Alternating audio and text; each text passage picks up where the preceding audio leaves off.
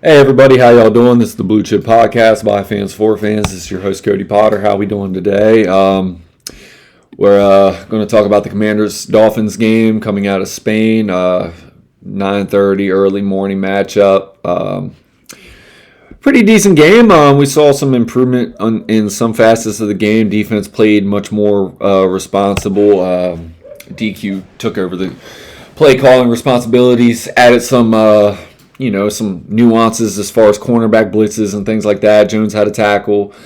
We're still seeing some of the lapses in coverage and things like that, but when you're missing Trey Amos, your number one outside corner, Marshawn Lattimore, who I think if Dan Quinn was calling defense, I think he would be just fine here, the way that we would use them properly. Mikey Sanders still had he had a pretty damn good game against Jalen Waddle, but, simply dropping the pick deep in the red zone on the one overthrow by Tua, and then everybody's going to look at the botch punt. I mean, realistically, man, I'm Mikey Sanders still probably biggest fan anywhere. I watch him every year at Michigan. My best friend's a Michigan fan. I loved watching Mikey Sanders still on tape, man. Am I going to sugarcoat it and say that this is probably not the worst year I think I've ever seen from him?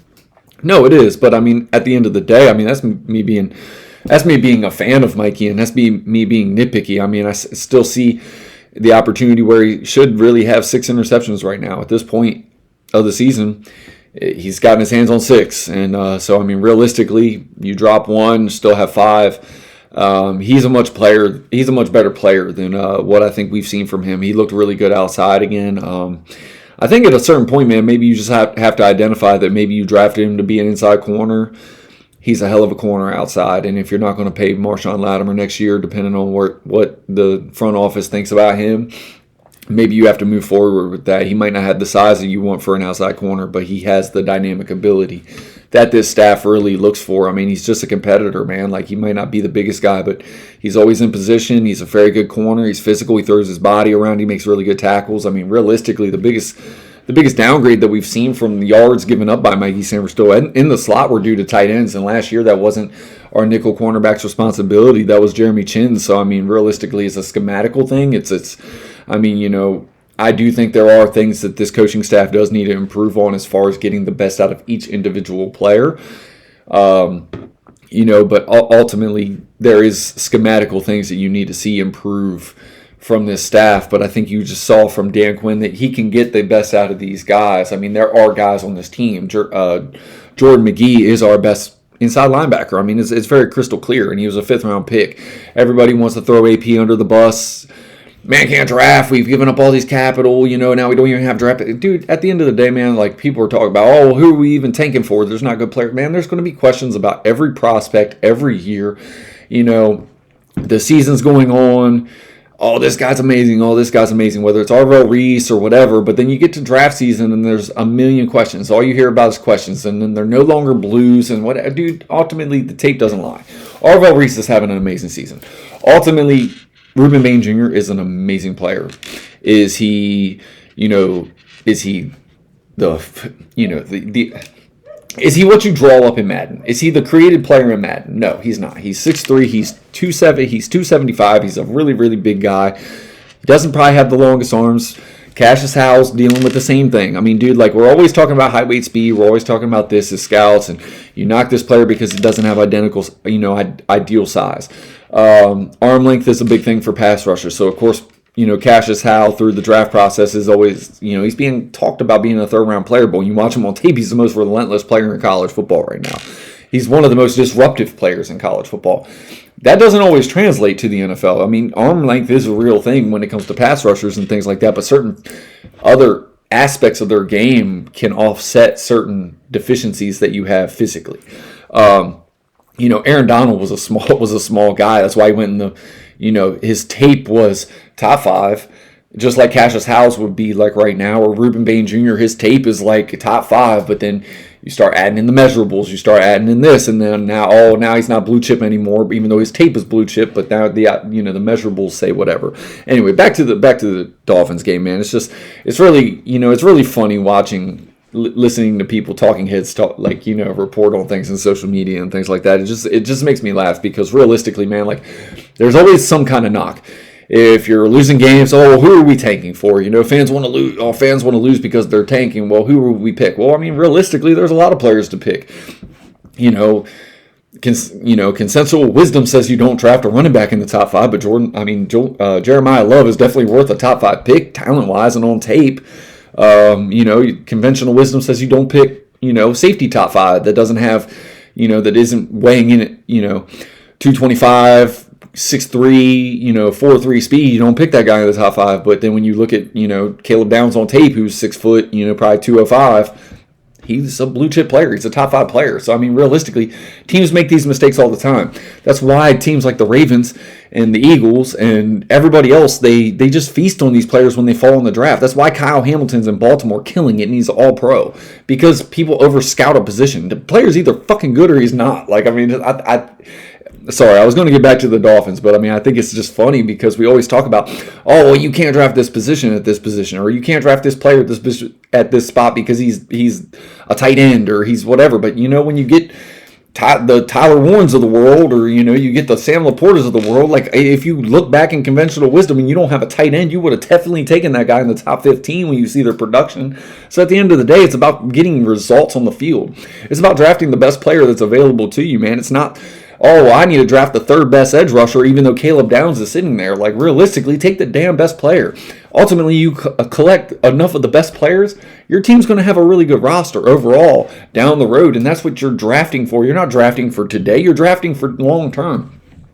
Long term, you need the best players going forward. So again, that's why I talk about Caleb Downs. That's why I talk about Ruben Bain Jr., Arvell Reese. I mean, he's just blowing up. That's another player. 1-year production, off-ball linebacker, doesn't go in the top 10. But guys are mocking him in the top 10 because this is a weak draft class. It's not a weak draft class. It's just measurably different. Last year it was defensive. It was explosive defensive ends. With elite burst, elite get off, more tweeners, should they be off-ball linebackers or 3-4, outside linebackers more so than playing, 4-3 rush linebacker. There were a ton of them last year.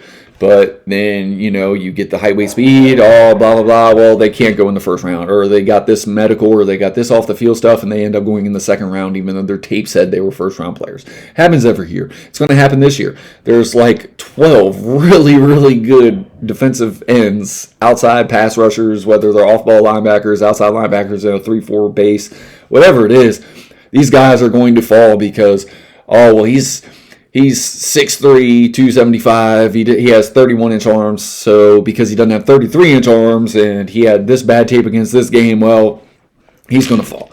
And that's what happens every year. Every teams talk themselves out of good players every year, and then they consistently draft bad. It happens all the time. Or they want to make a player who does have the measurables. Oh man, this dude's, Keldrick Falk.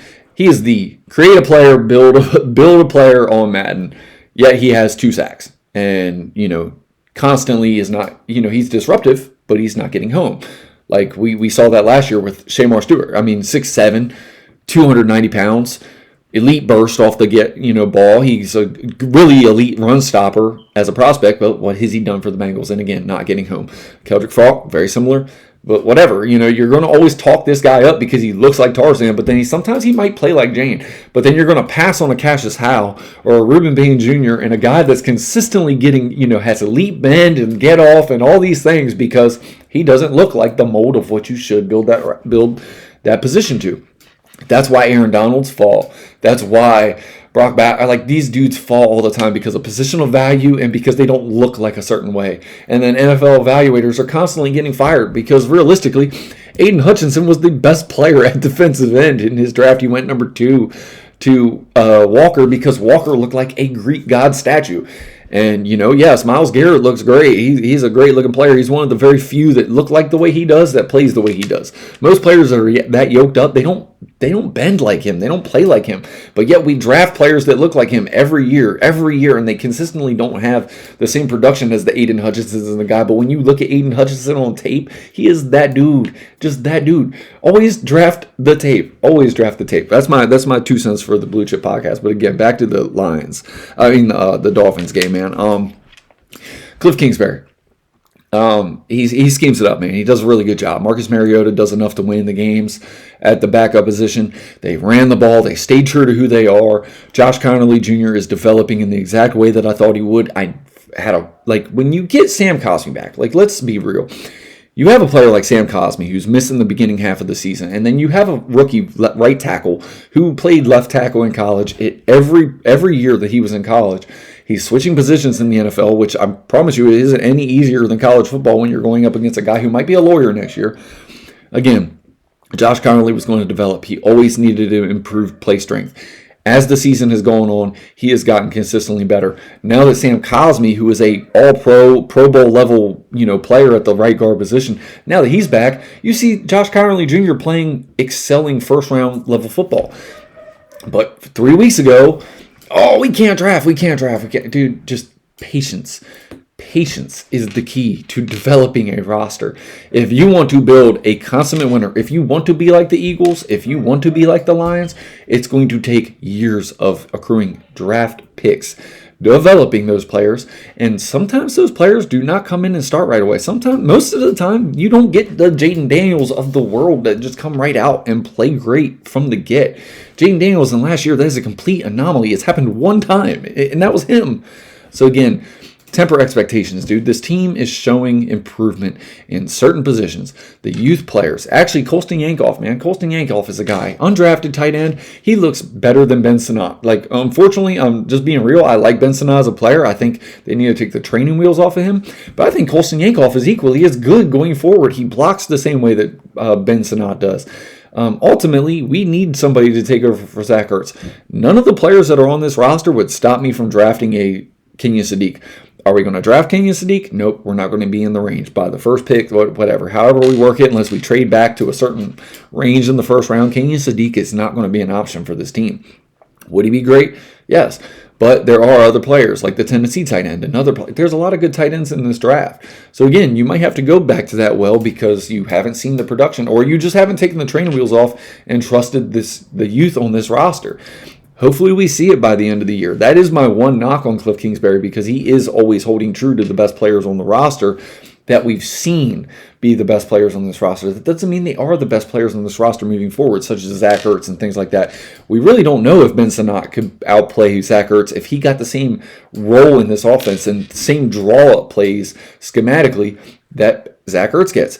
Same with Colston Yankoff. Same with Bates, man. John Bates is a hell of a blocking tight end, but every time you see him go out, he makes catches because they lose him because they always think he's in line to block. Schematically, you can work these matchups.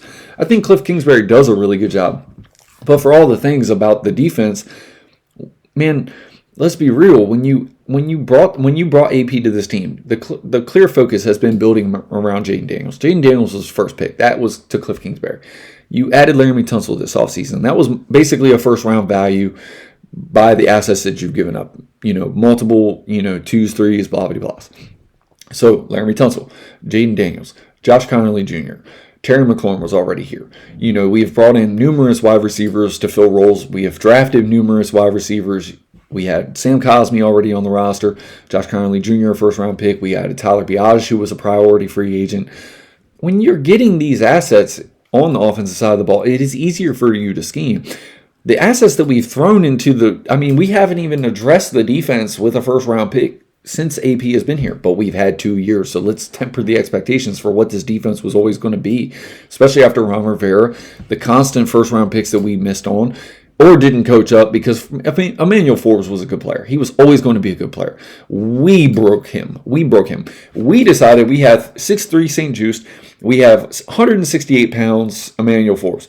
So logic says when you play the Eagles, St. Juste 6'3", 225. Let's put him on A.J. Brown. No, we're going to put Emmanuel Forbes in 168 on St. Brown, and then we're going to put our 6'3" cornerback on, 178-pound Devontae Smith. This is called mismanaging of assets. This is how you ruin your assets.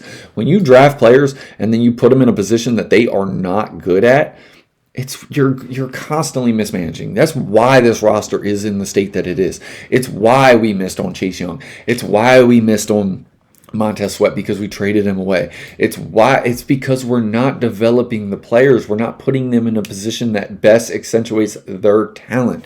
It happened for 4 years under Ron Rivera. DQ is starting to implement things where at least he's putting the pieces that fit the type of player that he wants in certain positions. But then again, you let Jeremy Chin walk in free agency. Will Harris came in. And we are seeing the tight ends gash us again. That is something I expect them to address. Caleb Downs would completely solve that issue because he is a stud. He is a dynamic player. Yes, we all want the edge rusher, but there's a ton of edge rushers in this draft. I mean, we could look at the Missouri edge rusher. I can name 15 names right now, and I promise you that all 15 of them guys are not going in the first round, whether they have first-round ability or not, in some asset of their game, whether it's some facet of their game that says they are warranted to be a first-round pick. You could understand why they go in the first-round pick, whether it's height, weight, speed, whether it's the production on the tape. But these guys some of these guys are going to fall to the second and third round because of height, weight, speed, or because of something that's missing on them, or they only fit a certain brand of football. Look at Jacob Rodriguez. Jacob Rodriguez is crushing it at off-ball linebacker, inside linebacker. This dude is having a Heisman-type off-ball linebacker season for the Texas Tech Raiders. That man's going to go in the third day of the draft because he does not run a 4.5. He is slow. And he's not big and all these things. And sometimes you do see him get washed out in the run game. But the dude is relentless. And he is going to make some team look like a genius because they pick him in the 5th damn round. And he has just as good a tape as Sonny Styles and all these other guys who are 6'5", 6'4", and they have all the measurables and tape to go with it. So again, man, it's constantly being ahead of identifying the tape. Does this player fit what you want to do on tape? Can he transcend what you want to do on tape? Because right now we have a bunch of guys that we can scheme. Jacob Martin is a depth piece, 55. He is 4.5 sacks since he's been playing starter on the defensive end spot. But he is not a guy that creates, but he is a guy that can come in and be schemed up. He is a guy that you can work with moving forward. But we need edge rushers that can create naturally. Reuben Bain Jr. can do that. Cassius Howe can do that. Keldrick Falk can do that. There's a million guys in college football right now that can do that in some asset, and you have to know how to, one, identify how they do it. Does that fit the way that you're going to deploy them? And then adding that player, or that player being available to you in the draft. And then if the said player is not available to you in the draft, which means he is more valuable to your team than he is another team, if he's not available to you, not drafting the next guy who is not as equally valuable to your team because he does not fit the way that you want to deploy that player, and then going elsewhere to a position like a Caleb Downs because he is going to be more impactful on your team than the 4th best edge rusher that is going to be available to you who does not fit your scheme. Again, knowing that a player like maybe Cassius Howe, who you can get the same impact from as the player that's available to you in the first round later in the draft, that's how you maximize your return on investment. That is how you kill the draft. That is what the Eagles do every year.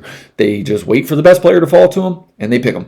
The Ravens, every year we always talk about, oh my God, is this player going to be available to the Ravens? And they are available to the Ravens, and then they draft the best player available. They do that because teams constantly mismanage the draft. They constantly over-evaluate players. Oh, this player doesn't look the way we want. Again, I can talk about this all day. This is what led to our team being deficient on the defensive side of the ball. And that was with us addressing defense first round every year. Jamin Davis, all these things. Not that Jamin Davis couldn't have been a good player. We just didn't develop him. We didn't coach him right. And now he's out of the league because he's done lost confidence, and he is a 4-4 athlete at the off-ball linebacker position that can run sideline to sideline, and we consistently put him in a position where it did not fit. And that is how you mismanage assets. But Kane Medrano, play in the special teams game this week.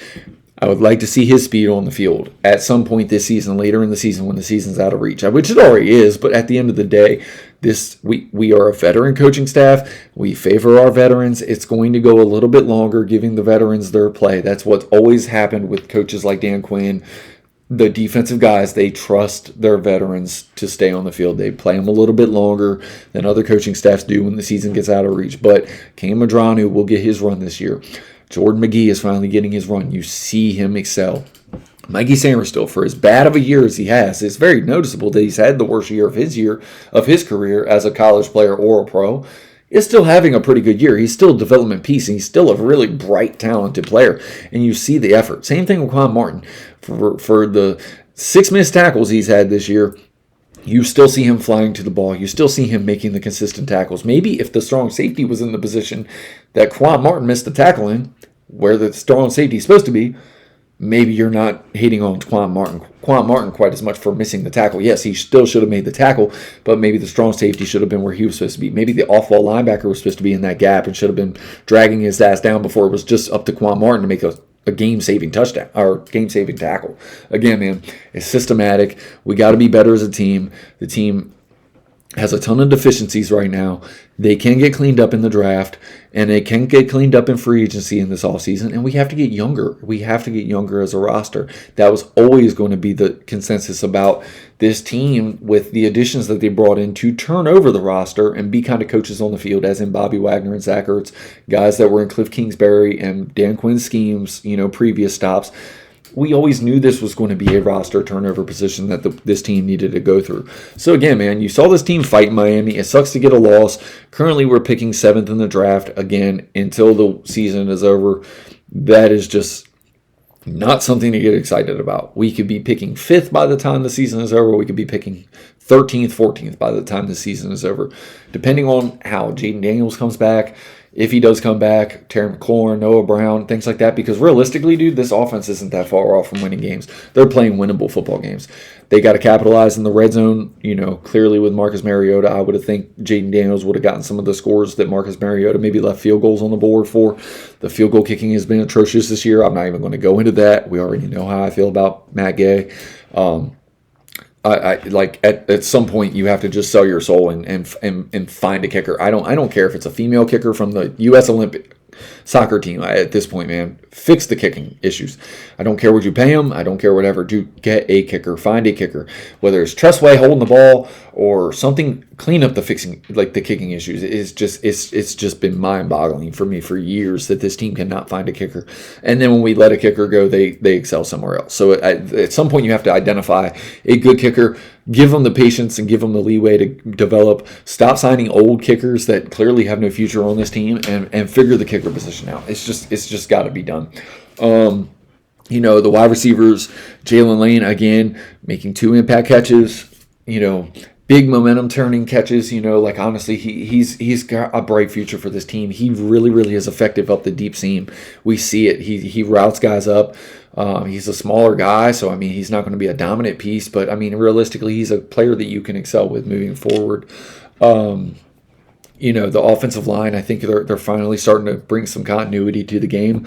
They're blocking. They're sticking together. You obviously see Sam Cosmi make a huge impact on this game.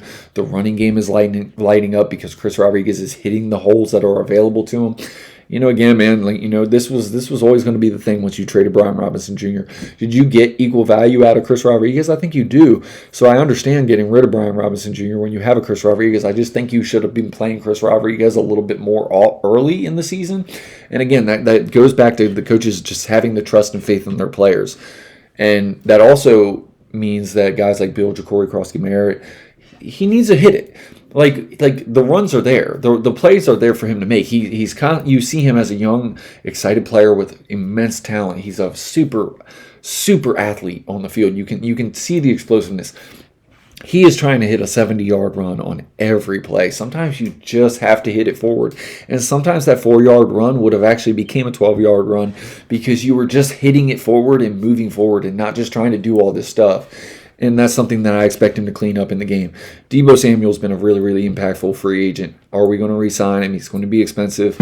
I still think you need another wide receiver in the room. You cannot trust Noah Brown moving forward. I love Noah Brown as a player, but he can't be trusted as far as being a consistent, roster impactful player. He's shown that through his career. For all the talent, for all the comfort that Jaden Daniels has with him, we have to address the wide receiver position at some point with guys like Elijah Surratt, Omar Cooper Jr. from Indiana, who honestly reminds me of a poor man's Garrett Wilson. He's a very explosive, dynamic athlete, man. He's an older player, but dude, he is explosive, man. He can do things that Garrett Wilson can do that made him special on the field. You see that with Omar Cooper Jr.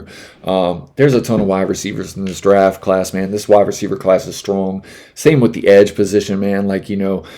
By the time the draft comes around, every one of these edges and every one of these wide receivers is going to be, you're going to hear a million reasons why they are not this or they are not that. And every year that they talk about this guy is not this and is not that, every year one of those guys turns into a Emeka Ibuka. Every year one of those guys turns into JSN. It is about the team being patient enough and identifying their keys and how they fit into the system or even transcend the system to best bring that player in and putting them in a position to succeed. We have a quarterback that makes wide receivers excel.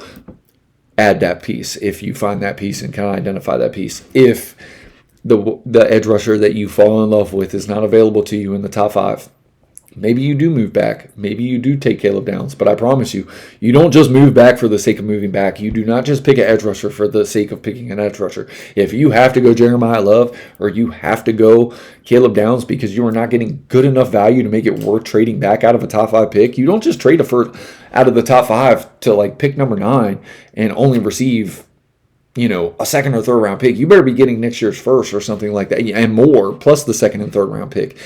If you're forced to make a pick in the top 5, Jeremiah Love or Caleb Downs are the guys for me. If Reuben Baines Jr. is not there and he is not their guy, or he is there and he's not their guy, then don't take him. At the end of the day, man, it's about evaluating the best additions for this team moving forward. You see it. There are guys on this team. There are young players that AP has identified that this coaching staff is developing, and they're making progress, man, and they're going to grow. But we need a younger core. We need younger depth, and that's where ultimately we're going to get with this team.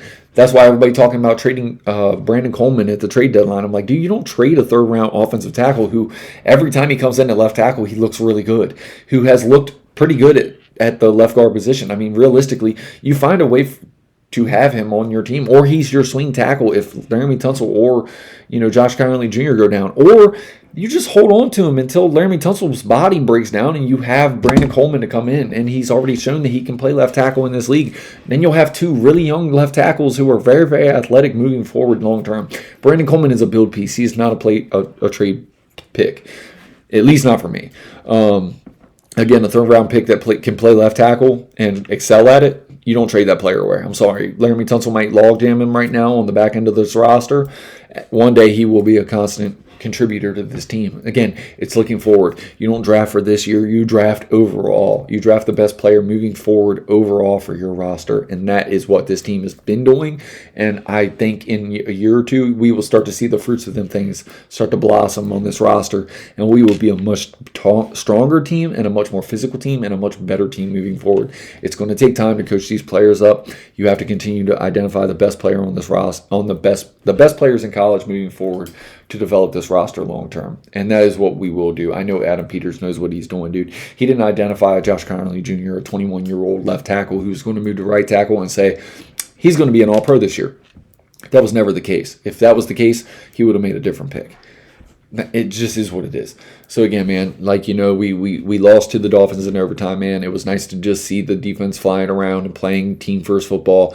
A couple plays here and there, can't drop snaps, but Jalen Lane was hurt for whatever reason. He wasn't on the field. They put Mikey Sanders still out there. Apparently the lights are right over top of the thing compared to where NFL Stadium they're on the side. So it's a different way to field a punt, man. At the end of the day, you got to field the punt. Mikey Sanders still didn't do it. So a lot of guys are going to be knocking him, but at the end of the day, dude, he's really good. He's a really good build piece moving forward. No matter who you wanted in the draft, he might be a little bit smaller. No, he isn't Cooper DeJean, but I promise you, Cooper DeJean's not any better than he is on this team. So again, man, it's about building around the players that you have drafted and identified as future players on this roster, and we'll continue to do that, man. Hats off to Miami. They're playing tough for their coach, man. Got rid of the GM. Devin Achane's a stud. Jalen Waddle did not have his best game. In fact, I think he had his worst game of the season. Honestly, I think we held him pretty good. He had a couple drops, and I think part of that was because Mikey Sanders still was putting the straps on him. He was covering him up. The only success he really had was against Jones on the other side. Those were the only 2 catches that Jalen Waddle did have. So again, there are good things that have come from the last few games, even though we continue to lose. There's no moral victories. You still are what you are. You're a top 10 team. You're a bottom 10 team in this league, based off a record this year, based off of injuries, and based off of everything that's happened. It's a humbling experience. It'll give you a chance to really build it gives you a chance to put you in a place to really maximize this offseason. That's not a moral victory. It is what it is. You expect to be better when you have, a roster in the NFC Championship game last year. But again, that's a one-off from everything that this roster has been collectively. So until they can start to sustain success moving forward, it's going to constantly be in this position. So again, had fun. Thank you guys for checking out the pod, man. I really do appreciate it, man. I know I kind of went on a rant there, but I just, I see so many things around the league, around this team, and I'm just like, dude, anybody that didn't expect this at some point, whether it was last year or this year, it's crazy. The NFC Championship game got guys a little too excited. At the end of the day, man, this roster was always going to have a rough year with a new coach, with a new GM, completely turning it over from the roster that we inherited, unless everything went perfect. And as we know in football, it doesn't always go perfect. It just is what it is. Injuries happen, and, we got to make the best out of the season. Luckily, we are seeing some of the developmental things that I've continued to stress on this for the last 3 or 4 weeks. Hopefully it continues. I think Jordan McGee is a good player. I think Mikey Samerstill is a good player. I think Quan Martin's a good player. I think Jerzon Newton's a good player. We saw that Daron Payne's a good player. We always want to knock our good players. We always want to get rid of our good players, but yet we never knock the guys who we know are not viable starters in this league who are starting on this roster.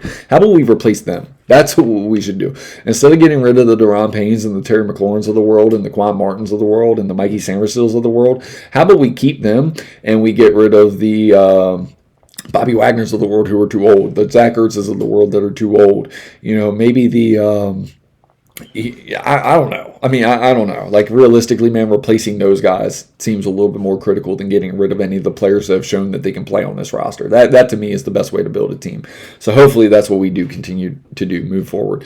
Keep the guys that are good, that have showed that they can excel in this system, and put better players around them so we have a deeper roster. That's how I would build this team. But thankfully, I think Adam Peters will do the same thing. So again, thank you guys for checking out the Blue Chip Podcast, man. I hope you all have a blessed week, man. I'll get more pods to you about college football and things like that moving forward. But stay safe and have a blessed week, man. Love your family, everything like that, man. Thank you guys for checking out the pod. Bye.